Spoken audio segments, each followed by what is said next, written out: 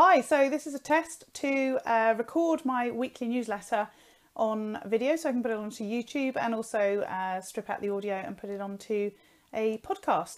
And I've got my earpiece in because I've realised as I started to do this that actually the microphone on the front of my iPhone doesn't work, so I need to get that fixed, but I thought I'd just get on with it and use the earpiece instead, so hopefully it's okay and you can hear me correctly. So firstly, I started this week in a good place because I got some organisation done over the weekend about the house. It's amazing how much decluttering and tidying up and organising makes a difference to me and how much happier it makes me. So it was a good start to the week. On the Living More front, we went to the Leeds Castle concert, which is in Kent, and it's a classical outdoor picnic concert. So we had some really good music. We had James and Ola from Strictly teaching us to waltz. Well, when I say us, it wasn't actually me. I didn't want to step on the picnic. And there was a Spitfire that flew across, and then it finished with some amazing fireworks and fireworks for the 1812 Overture, and then some finale fireworks as well. So it was really good. We had an example of modern technology on Friday. I'd found on Facebook that there was a film being released that was available on various places like Curzon Home Cinema and BT, which we have, and various other places all at the same time. So we invited Granny and Grandad round and we watched the film. It was called The Choir. We all really enjoyed it, and it cost us £10, so quite a lot to rent a film, but actually a lot cheaper than taking all 5 of us off to the cinema. So that was quite good and quite interesting that we were able to do that. You know, we wouldn't have been able to do that a few years ago. Okay, so my phone stopped recording in the middle of that as well, so I don't know whether that's a fault or whether it will keep going now or not. But anyway, let's move on. So, getting organised. So I spent a good part of Sunday organising some folders and filing in the office so that I could take some of my tax paperwork into the loft. A job I've been putting off for ages, and actually it made me feel really good when I'd done it. So I think I might do some more soon to get the same effect, hopefully. And I started using Capsule CRM again, which is a customer relationship management tool. And it was the reason I started using it is that it was a result of making a conscious effort to follow up on speaking opportunities in a more structured way by setting up a standard track, as they call them, for preparing for an event with various tasks like decide on an ethical bribe, set up a sign-up form, prepare the slides and so on. And then I've connected it to my Todoist account using Zapier, which is a tool that enables you to connect different tools and platforms together in an automated way, so that when I put in a confirmed speaking gig, the track kicks in and all the to-do tasks that come out of it are automatically sent through to Todoist, so that they're in there and timed to happen a certain number of days before the speaking opportunity.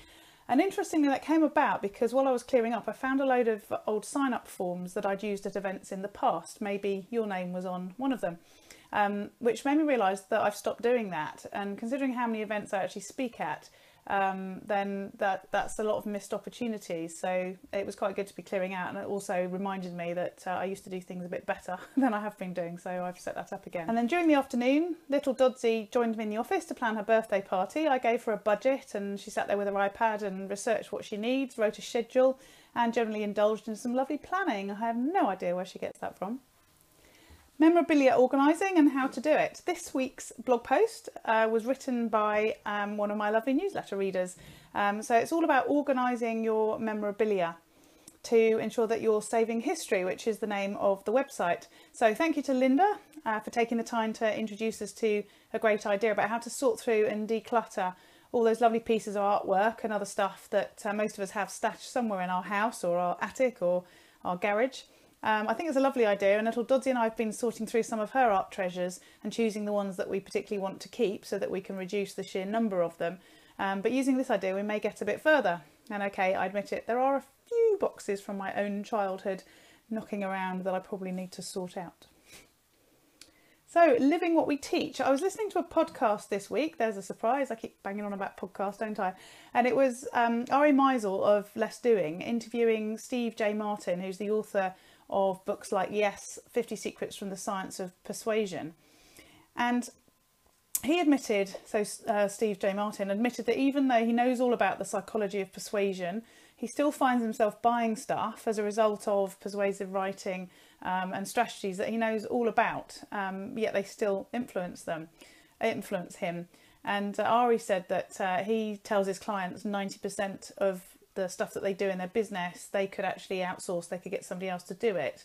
And, that's what he helps to coach them to do. But he says, that still applies to him. There's things he ought to be outsourcing and getting other people to do. But, we don't always sort of listen to our own advice, do we? And it was interesting to hear, as I transition into this new business, being congruent is really important to me. And whilst I know that being a real person and allowing people to identify with me is important, I was also wondering just how productive and organised I need to be to have the integrity to teach it.